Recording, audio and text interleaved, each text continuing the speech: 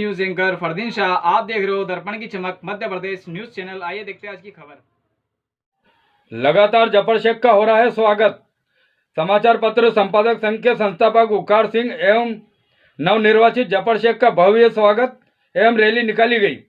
सीतामऊ में पत्रकार साथियों ने मोड़ी माता मंदिर से शुरू हुई शहर के मुख्य मार्ग से होती हुई राधा बावड़ी हनुमान मंदिर पर समापन हुआ। आइए देखते हैं दर्पण की चमक मध्य प्रदेश ब्यूरो मंसूर मोहम्मद शाह की रिपोर्ट।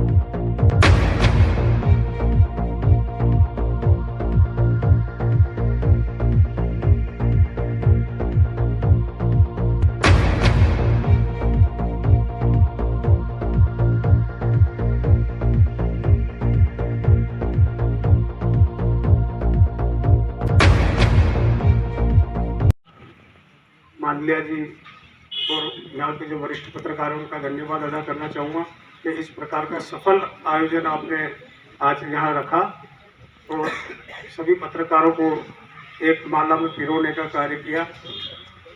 बात करूँ संपादक संघ को चलाने और संरक्षक महोदय हमारे वरिष्ठ श्री वकार सिंह जी के अथक प्रयासों के बाद इस ऊंचाई पे पहुँचा था, पर कुछ आपसी मनमुटाव पत्रकार साथियों में होने से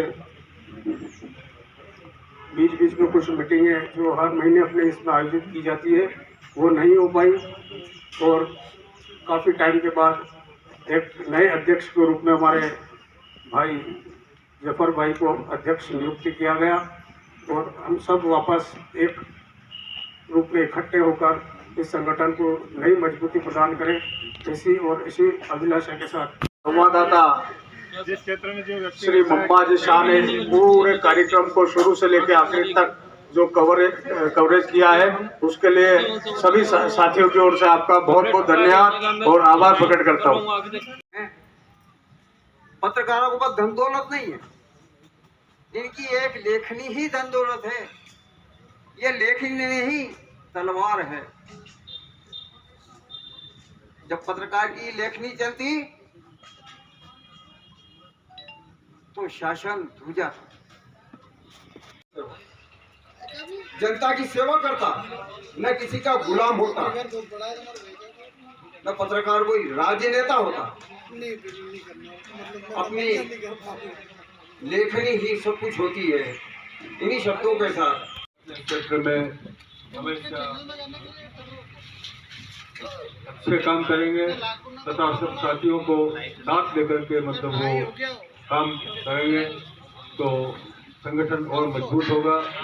मैं इन्हीं शुभकामनाओं के साथ मैं धन्यवाद देता हूँ और आभार व्यक्त करता हूँ और पत्रकार संघ सीतामऊ का आभार व्यक्त करता हूँ कि उन्होंने एक छोटा सा आयोजन रखा है उसमें, लेकिन गरिमामय है। मैं पुनः सभी साथियों को धन्यवाद देता हूँ। हमारे बड़े भाई मोहनलाल जी भंसाली साहब मेरे मार्गदर्शक और समय समय पर हमें आशीर्वचन देने वाले पूर्व ब्लॉक अध्यक्ष एवं जिला महामंत्री गोविंद सिंह जी पवार साहब,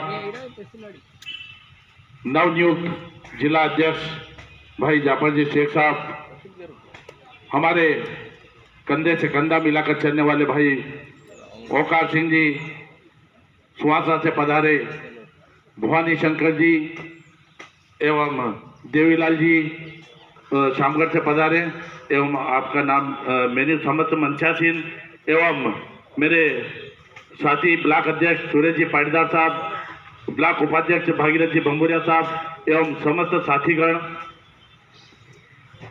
आज सबसे पहले तो मैं ब्लॉक कांग्रेस प्रकोष्ठ की ओर से हमारे जाफर जी शेख साहब को नवनियुक्त जिला अध्यक्ष पद पे होने के लिए बधाई, शुभकामनाएं और बधाई देता हूं और आपके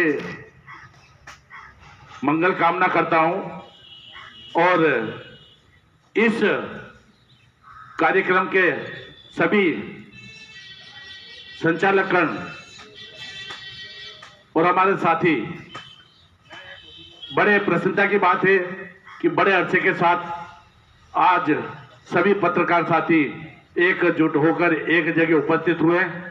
ये पत्रकारिता मुझे नहीं लगता कि जितनी सीधी लोग समझते हैं वो है, क्योंकि पत्रकारिता और लिखना एक इतना जबरदस्त काम है कि अपने आप को जोखिम में डाल के इस काम को करना पड़ता है। या तो एक नाराज होता है, लगता है कि कम से कम इनका एक तो बीमा वगैरह निश्चित होना चाहिए और इसी के मार्फत एक समिति ऐसी भी संचालित की जाए जिसकी वजह से आप लोग वहां से संचालित करके आपको एड भी दें, जिसकी वजह से आप जैसे लोन वगैरह समिति वगैरह संचालित करके तो आप अपना काम भी अच्छी तरीके से चला सके।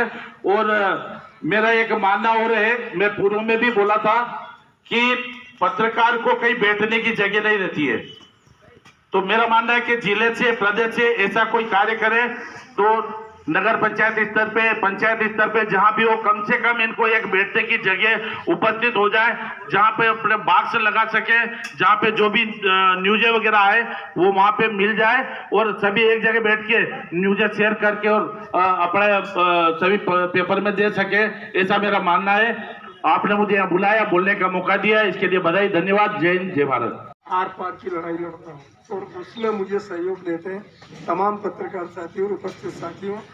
आप सबका बहुत बहुत हार्दिक स्वागत वंदन है। और प्रसन्नता यह है, राजनेताओं का तो भव्य जुलूस निकालते हैं, लेकिन पत्रकारों का ऐसा भव्य जुलूस सीतापुर में मैंने पहली बार देखा आ रहे हैं।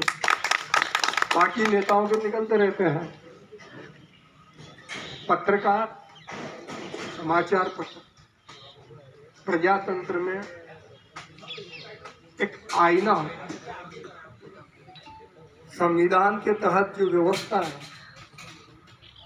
व्यवस्थापिका, कार्यपालिका और न्यायपालिका, इन तीनों संसदीय व्यवस्थाओं के तहत चाहे प्रशासकीय अधिकारी हो, जनप्रतिनिधि हो या समाज में कार्य करने वाले समाज सेवक हो, वो संसदीय मर्यादा, कानून, व्यवस्थापिका, कार्यपालिका के तहत अगर कार्य करते हैं तो समाचार पत्र और पत्रकार साथी निश्चित उसकी सराहना करते हैं। लेकिन वहीं अगर जनप्रतिनिधि, प्रशासकीय अधिकारी, राजनेता और समाज सेवक जब अपने पथ से भ्रमित हो जाते हैं तो मुझे पूरा विश्वास है कि समाचार पत्र और समाचार पत्र के साथीगण आप उसको आईना दिखाने में 1 मिनट की भी देरी नहीं करते। तमाम जन कल्याणकारी योजनाएं जो बनाई जाती है जनहित में, प्रशासनिक अधिकारियों का, जन प्रतिनिधियों का और समाज में काम करने वाले समाज सेवकों का दायित्व होता है कि उनका लाभ पात्र व्यक्तियों को मिले। कई बार ऐसा होता है कि पात्र व्यक्ति वंचित रह जाते हैं और जब अपात्र को उन योजनाओं का लाभ दिया जाता है। आप जिले के साथी तो क्रांतिकारी कदम उठाते ही, और ओकार सिंह जी तो जो लड़ाई लड़ते हैं, मैं ओकार सिंह जी का नाम इसलिए ले रहा हूँ, अन्यथा मत लेना। कि ये मेरे बहुत पहले से संपर्क में हैं और संघर्ष करते हैं, और मेरे तमाम सीतामऊ के साथी आप जिले में करते हैं, पर ये भी निश्चित संघर्ष करते हैं और मैं भी कहीं न कहीं समझौता कहीं नहीं करता हूँ, तो मुझे पूरा सहयोग प्रदान करता है। आज इतने शानदार कार्यक्रम में आपने हमें बुलाया और अभिव्यक्ति का अवसर दिया। और एक और बात, संघे शक्ति कलि युगे, कल युग में संगठन ही शक्ति है। और आज समाचार संपादक संघ ने अपनी शक्ति का एहसास भी सीतामऊ नगर में जिस भव्य जोशी से स्वागत करके करवाया, ये निश्चित ही अगर आप संगठित रहेंगे, सरकार, नेता सब आपका सम्मान करेंगे। बहुत बहुत शीतलहर से अफीम जल गया, ओलावृष्टि से, तो किसान नष्टीकरण के लिए आवेदन करते हैं। तो नष्टीकरण के जो आवेदन देने के पश्चात तारीख दी जाती कि फलानी तारीख को फलाने का होना है, चाहे वो राजनगर में हो, सीतामऊ में लोगों, तो तारीख दी गई लघुना में जो तारीख दी गई थी, उस दिन 7 किसानों के पट्टे नष्टीकरण करना, उसमें से आपका एक भाई किसान भी हूँ, शिक्षा विभाग से सेवानिवृत्त प्रधानाध्यापक हूँ, और आदतें बिगड़ी हुई थी तो 1984 से कांग्रेस के मंच पर हूँ।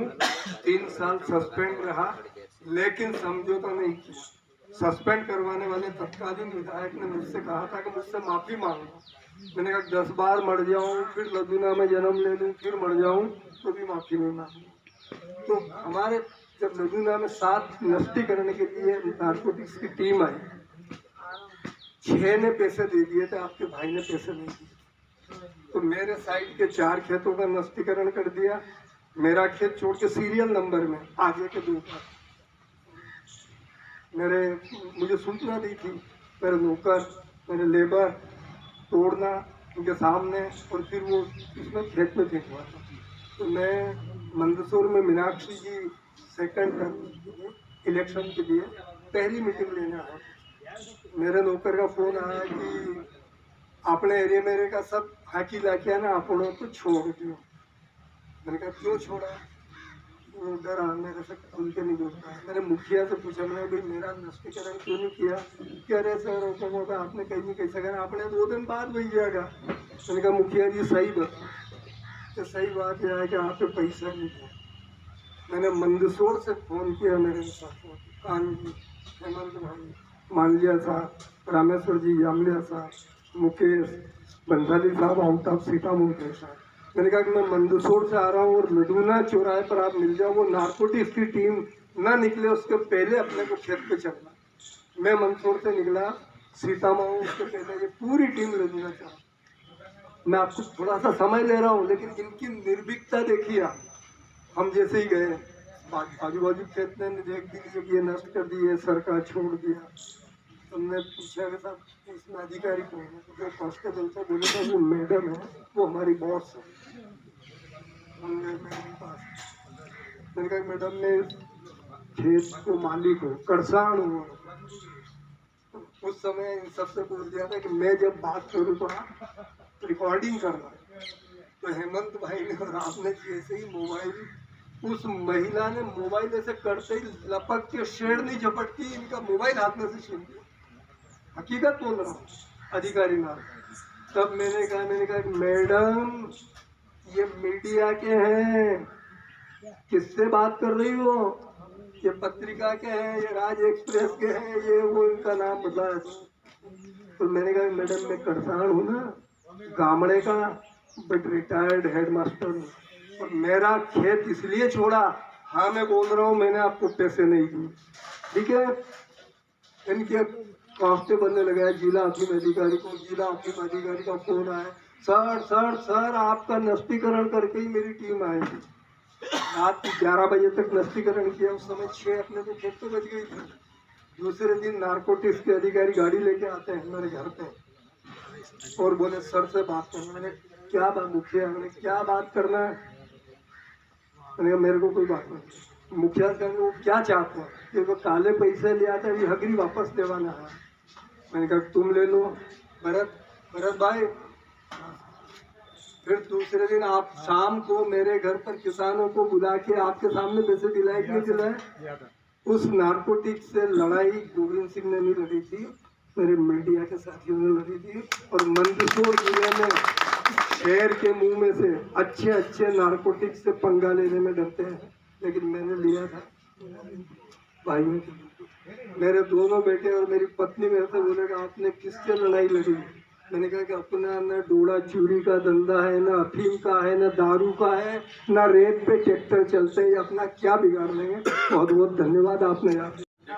हम समस्त अतिथियों का यहाँ बताने के लिए मैं दिल से आभार व्यक्त करता हूँ। भोजन करके के लिए हृदय से आभारी हूँ, बहुत बहुत धन्यवाद। और अभिभूत हूँ जिस तरह से सीतामऊ में स्वागत किया गया। सम्मानीय मंच, उपस्थित साथियों, वो पथ क्या, पथिक कुशलता क्या, जिस पथ पर बिखरे टूल ना हो, वो नाविक की धैर्य कुशलता क्या, जब धाराएं प्रतिकूल ना हो। वो पथ क्या, पथिक कुशलता क्या, जिस पथ पर बिखरे शूल ना हो, नाविक की धैर्य कुशलता क्या, जब धाराएं प्रतिकूल ना हो। मैं जिन परिस्थितियों में ये जो ताज मुझे पहनाया गया संस्थापक श्री ओकार सिंह जी द्वारा और सभी जिले से पधारे संपादक और पत्रकार साथियों ने मेरा खुला समर्थन करके जिस तरह से मुझे अध्यक्ष चुना है, मेरे अध्यक्ष चुने जाने के दिन की एक रात पहले कुछ लोग रात भर सोए नहीं, रात भर जागते रहे, सिर्फ इसलिए कि सुबह मैं अध्यक्ष ना चुना जाऊं। पूरी रात उन्होंने उस तरह से बिताई जैसे विधानसभा और लोकसभा के चुनाव होते हैं और लोगों की खरीद फरोख्त होती है, उन्हें डराया धमकाया जाता है कि हम अगर जीत गए तो तुम्हारा ये कर देंगे, वो कर देंगे। इस तरह से मेरे पत्रकार साथियों को डराया धमकाया गया। हमारे पास 60 से 65 रिकॉर्डिंग और स्क्रीनशॉट हैं, सबूत के तौर पर समय आने पर सबको दिखा दिए जाएंगे। मेरा ये कहना है कि पिछले जब संस्थापक का मतलब क्या होता है, यह सभी वरिष्ठ लोग जानते हैं, पत्रकार साथी जानते हैं। संस्थापक का मतलब होता है उस संस्था का माई बाप। अगर संगठन में किसी भी प्रकार का गलत गतिविधि हो रही है, संगठन विरोधी गतिविधि हो रही है, तो संस्थापक को यह अधिकार कानून से प्राप्त है कि वो कभी भी किसी भी कार्यकारिणी को भंग करके नई कार्यकारिणी का चुनाव करवा दे। यह अध्यक्ष को अधिकार नहीं है कि वो चुनाव का आगाज करे और नई कार्यकारिणी का गठन करे। जैसे 1 जनवरी पर बैठक करने के लिए कुछ 2-4 लोग व्हाट्सएप पर भ्रम फैला रहे हैं कि असली संपादक संघ तो हम हैं, हम तो अभी भी अध्यक्ष हैं, वो जो उस दिन निर्वाचन हुआ वो तो फर्जी तरीके से हुआ। तो ये जितने भी जिले से आए हुए लोग थे, क्या ये सब फर्जी थे और असली सिर्फ तुम 2-3 हो? विवाद वाली कोई बात नहीं है, बात सिर्फ एक है, सिर्फ एक लड़का, एक अदना सा लड़का है जिसको ओकार सिंह जी ने ABCD सिखाई पत्रकारिता की, जिसको ओकार सिंह जी ने ITI का फॉर्म कैसे भरते हैं, कैसे लगाते हैं, मिले हुए दस्तावेज और मिली हुई फाइलों को किस तरह से पढ़ा जाता है, ये जिसको सिखाया, उस गुरु का हाथ काटने, उस गुरु को मिटाने पर तुला हुआ है। यह ओकार सिंह को बदनाम करने की साजिश कि यह व्यक्ति हथियार बेचता है, यह व्यक्ति धंधा करवाता है, वेश्यावृत्ति करवाता है, यह व्यक्ति ये मादक पदार्थ बेचता है। मतलब एक ही व्यक्ति है ओकार सिंह, वो सारे 2 नंबर के काम कर रहा है। तो मेरा ये कहना है कि इस पूरे जिले की पुलिस और यहाँ फैली हुई तमाम सरकार की एजेंसियां क्या कर रही हैं? अगर ओकार सिंह इतना ही बुरा आदमी है तो इसको उठाकर जेल में डालना था। ये हमारे साथ में संगठन कैसे चला रहा है अगर ये इतना गलत है? तो सिर्फ एक अदना सा लड़का है और वो उसका नाम भी मैं अपने मुंह से नहीं लेता हूं क्योंकि मेरी जबान में गंदी नहीं करना चाहता। इतना गंदा नीच व्यक्ति है वो व्यक्ति इस पूरे संगठन को तोड़ने की कोशिश कर रहा है। यहाँ सीतामऊ में होने वाले आयोजन को लेकर कल पूरे दिन से वो लोग भिड़े हुए थे। पूरी रात उन्होंने फिर वापस से गाली कर दी कि सीतामऊ के आयोजन में हमें नहीं जाना है। कुछ पत्रकार साथी अभी फिर बरगलाने में आ गए, उन्होंने अपने मोबाइल बंद कर लिए और वो यहाँ नहीं आए। कोई बात नहीं, अगले कार्यक्रम में आना। मैं 365 दिन के लिए अध्यक्ष बना हूँ। 365वें दिन 1 जनवरी को मैं मां नालछा के दरबार में, हमारा हर वर्ष 1 जनवरी को मीटिंग होती है। मैं 1 जनवरी के मेरे 1 वर्ष पूरे होने के बाद में मैं खुद अपना पद छोड़ दूंगा ताकि संगठन का नया अध्यक्ष चुना जा सके। यही नियम हमारे संस्थापक ओकार सिंह जी ने बनाया था, लेकिन कुछ लोगों का खून मुंह लग गया, दलाली बढ़िया शुरू हो गई, थानों पे सेटिंगें हो गई, साहब लोग जो बड़े साहब लोग हैं उनसे अच्छी बातचीत हो गई, तो तोड़ बट्टे शुरू हो गए, जिनके मैं परिवार की बात नहीं करूंगा, लेकिन सिर्फ एक बार टटोल लिया जाए कि ये लोग इनका अभी क्या थे ये 2-3 साल पहले, और ये अचानक ब्रांडेड कपड़े, ब्रांडेड जूते और कारों में कैसे घूमने लग गए। मेरा ये सवाल है कि ये आखिर एकदम इतने हवा में कैसे आ गए। इनका काम था, इनका 1 साल का कार्यकाल इसलिए बढ़ाया गया था, कि ये संगठन के लिए काम करें। इन्होंने ये कहा था कि मेरा 1 साल का और कार्यकाल बढ़ा दो, क्योंकि मैं कोरोना काल के कारण कुछ काम नहीं कर पाया संगठन के लिए। तो चल भाई ठीक है, लड़ झगड़ के जैसे भी करके नियम के विरुद्ध सबने तुझे फिर से अध्यक्ष चुन लिया। तो उसका क्या कर्तव्य था? उसका कर्तव्य ये था कि वो पूरे साल पत्रकारों की समस्याओं को उठाता, पत्रकारों को साथ में लेकर पूरे जिले की समस्याओं को उठाता। जो गंभीर मुद्दे हैं, क्या मंदसौर जिला का पूरी तरह संपन्न हो गया है? यहाँ कोई मुद्दे नहीं बचे, कोई समस्याएं नहीं बची, लेकिन इन लोगों ने कोई काम नहीं किया। सिर्फ एक काम करा इन्होंने कि ओकार सिंह को नीचे कैसा दिखाया जाए, और आज भी हटने के बाद भी उसी में जुटे हुए और खुद को हटावा मान नहीं रहे। अभी भी जित पे अड़े हुए हैं, हमारे वरिष्ठ पत्रकारों के पास में जा रहे हैं मंदसौर में कि हमारा 1 जनवरी का कार्यक्रम सफल करवा देना। अब वो लोग उनसे बोल रहे हैं भैया थोड़ा नियम देख लो यार, हम लोग आएंगे वो हमारी थूथू होगी। क्योंकि जो वरिष्ठ लोग हैं जिनको नियम कायदे पता है, वो तो उनके वहाँ जाना नहीं है, और अगर चले गए तो उन्हीं की थूथू होगी।